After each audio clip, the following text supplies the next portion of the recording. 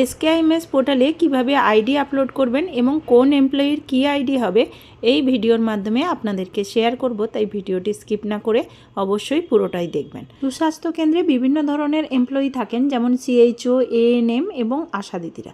যদি এএনএম বা CHO permanent হয় তাহলে কিন্তু এমপ্লয়ি আইডি দিতে হবে এবং পাশে এমপ্লয়ি আইডি লিখতে হবে। কন্ট্রাকচুয়াল সিএইচওদের ক্ষেত্রে কিন্তু অ্যাপ্লিকেশান আইডি দিতে হবে।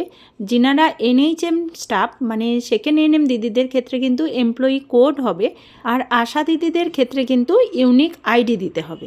এটা অবশ্যই ফলো করতে হবে, না হলে কিন্তু আমাদের ডাটা এন্ট্রিটা ভুল হয়ে যাবে।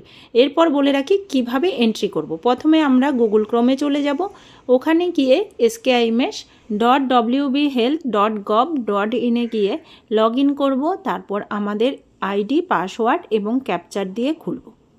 অনেক ক্ষেত্রে দেখছি এই এসকেআইএমএস পোর্টাল খুলছে না, তাই এই ভিডিও ডেসক্রিপশান বক্সে পোর্টালের লিঙ্ক দেওয়া থাকবে, ওখান থেকে গিয়েও আপনারা খুলে নিতে পারেন।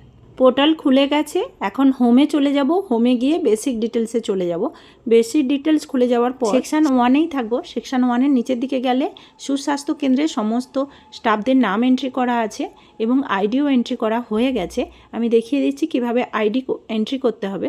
প্রথমে এডিট অপশানে চলে গেলাম। এডিট অপশানে গিয়ে এখানে যে এমপ্লয়ি আইডি আছে, আশা দিদির যে আইডি, ওই আইডি দিয়ে দেবো। এরপর টাইপ অফ আইডিতে যেতে হবে, কারণ আশা দিদিদের আইডি কিন্তু এমপ্লয়ি আইডি হবে না, ইউনিক আইডি। ইউনিক আইডি দেওয়ার পর আপডেট অপশানে গিয়ে ক্লিক করব। আপডেট হয়ে গেল। এইভাবে প্রত্যেকটা আশা দিদি, এএনএম দিদি এবং সিএইচও দিদিদের আইডি এবং টাইপ অফ আইডি চেঞ্জ করে আপডেট করে দেবো।